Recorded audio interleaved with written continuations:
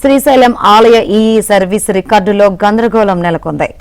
1993లో work inspector హోదాలో నరసింహారెడ్డి కరీంనగర్ నుంచి శ్రీశైలానికి బదిలీపై వచ్చారు. అప్పటి నుంచి నరసింహారెడ్డికి అధికారులు వరుసగా పదోన్నతులు లభించాయి. రాష్ట్ర విభజన నిబంధనలు పట్టించుకోకుండా ఈఈగా ప్రమోషన్ కూడా ఇచ్చారు. పదవీ విరమణ తర్వాత రికార్డులు సరిగా లేవని శ్రీశైలం ఈవో గుర్తించారు. తప్పు జరిగిందని గుర్తించినా నిధులు ఇచ్చేందుకు అధికారులు ప్రయత్నించారు. రిటైర్మెంట్ బెనిఫిట్స్ ఇచ్చేందుకు అధికారులు రంగం సిద్ధం చేశారు. కమిషనర్ అనుమతి కోసం శ్రీశైలం అధికారులు ఈవో శ్రీనివాసరావు లేఖ రాశారు.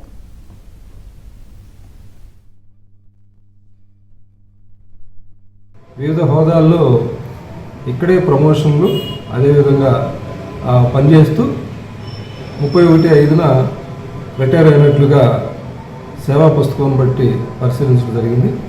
అయితే సాంకేతిక పరంగా చూసినప్పుడు ఇప్పుడు తెలంగాణ సపరేట్గా విడిపడినటువంటి రాష్ట్రం కాబట్టి అక్కడి నుంచి వచ్చేటప్పుడు ఈ రాష్ట్రానికి సంబంధించినటువంటి ఇక్కడ దేవాలయంగా శ్రీశైల దేవస్థానం ఉద్యోగిగా తనని పరిగణిస్తున్నట్లుగా ఆ ఒక్క లోపం గుర్తించడం జరిగింది.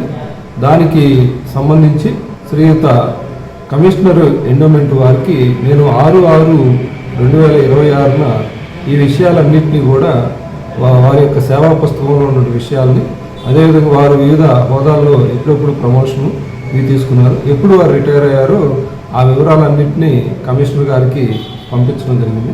కమిషనర్ గారు ఇచ్చేటువంటి ఉత్తర్వుల ప్రకారం వారు ఈ యొక్క దేవాలయం సిబ్బందిగా పరిగణించి వారి యొక్క పెన్షన్ రిటైర్ అయినాక పెన్షన్ ప్రతిపాదనలకు సంబంధించి ఇక్కడ ఈ దేవస్థానం నుంచి ఖజానా నుంచి వారికి మంజూరు చేయమని చెప్పేసి ఇచ్చిన వేళ ఇక్కడి నుంచి ఆ యొక్క సదరు మొత్తాన్ని దేవస్థానం నుంచి ఖర్చు పెట్టడం